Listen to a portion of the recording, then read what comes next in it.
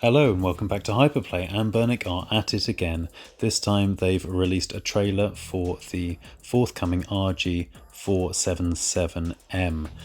And this looks an absolute beauty. I know we've said it before, we are big fans of Anbernic, but they've got the silver and the gold stylings here. Some say bronze, but we say silver and gold.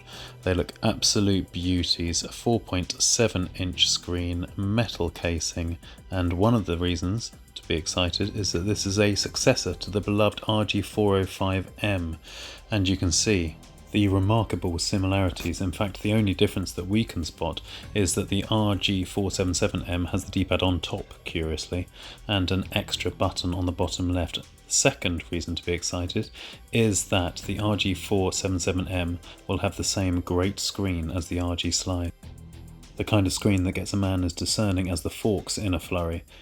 Yes, the RG477M will have the same great screen as the RG Slide, which means 120Hz refresh rate, very useful when you get into V-syncing issues in Winlator, as we found recently, with a screen resolution of 1280 by 960, meaning you'll be able to integer scale up your legacy systems up to a glorious 2x and look super crisp and clear on the screen. RetroGamer loved it for that. Yes, it's not OLED, but there's a high contrast option that you can choose to maximize the vibrancy and color of the display. This is literally a best on earth screen, although perhaps not in actuality, because it is made by BOE, which is a well-respected screen manufacturer in China, and BOE stands for best on earth, which is rather bold of them.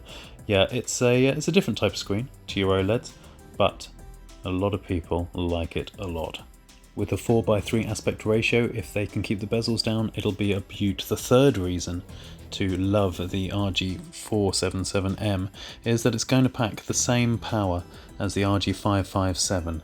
It's going to have the Dimensity 8300 chipset, which can power through all your PS2 and GameCube, particularly since the update, and do a large swathe of Switch. So games like Sea of Stars, shown here on the RG557, will be absolutely playable on the RG477M on Sudachi, or indeed other Switch emulators like Sumi. You can even get a bit of plumber with hat action. There'll be a bit of stuttering perhaps, unless you employ a driver.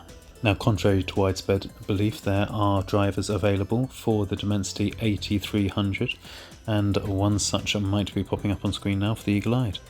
Yes, we firmly believe that we haven't seen all the Dimensity 8300 chipset has to offer, but maybe with the advent of the RG477M and the love it's sure to garner, just maybe the emulation community will be able to fully get behind the Dimensity 8300 chip now and push it to its limits and do still more Switch and a good deal of Winlator. We would love to see it.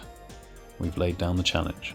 And the fourth reason to be excited about the RG477M is that it's going to have the same great sticks as the RG406H by the look of it. And yes, whilst they might protrude quite a bit, these are widely acknowledged as Anbernic's best sticks on a handheld device, and will come with their quality assured face buttons and D-pad. But if they can get the sticks right, which they haven't always, then what a combination we're going to have. Fantastic screen, arguably the best Anbernic's got to offer, the best sticks they've got to offer, the best power they've got to offer. It's looking like the RG477M could be a destination device for many. What do you think? Anyway, many thanks for watching, and take care. And all that remains to be said is happy handheld gaming on fantastic plastic or heavy metal. Goodbye.